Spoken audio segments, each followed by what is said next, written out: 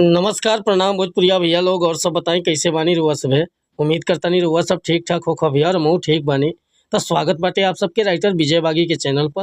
और आज उपस्थित बानी भैया आप सबके बीच लेके कांवर मेटर एक नंबर के गीत लिखले बानी भैया।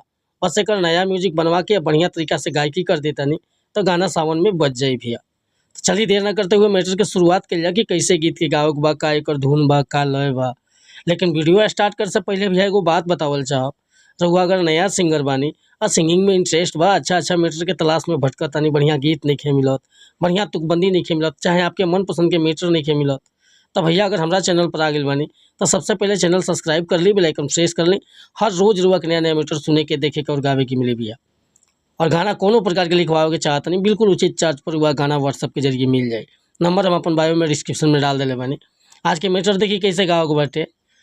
हाजे बन के कांवरिया ना ये भोला जी, बन के कांवरिया ना, हे बन के कांवरिया ना ये भोला जी, बन के कांवरिया ना, कियर जी हम तो लगावे लायनी ये भोला जी रौरा दुअरिया ना, कियर जी हम तो लगावे लायनी ये भोला जी रौरा दुअरिया ना, बन के कांवरिया ना ये भोला जी, बन के कांवरिया ना, कियर जी हम तो लगावे लायनी ये भोला जी रौरा दुअरिया ना। तब भैया अगर ये मेटर पसंद बा, फुल गीत लिखवावे के चाहतनी तो बिल्कुल उचित चार्ज पे गाना रुआ के व्हाट्सएप के जरिए मिल जाए। और हाँ, नंबर हमारे बाटे व्हाट्सएप के 8874473128। कोनो प्रकार के मेटर लिखवाओ होके, चाहे नया म्यूजिक बनवाओ होके, बेहिचक रुआ कॉल या व्हाट्सएप कर सकतानी। बिल्कुल उचित चार्ज पर गाना, बिल्कुल उचित चार्ज पर रुआ के म्यूजिक मिल जाए। और वीडियो पसंद आई तो एगो लाइक करब, कमेंट करब।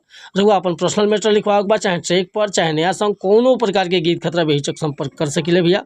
मिलत में अगला वीडियो में, तब तक अनुमति चाहता नहीं। नमस्कार, प्रणाम, धन्यवाद भैया। जय हिंद, जय भारत।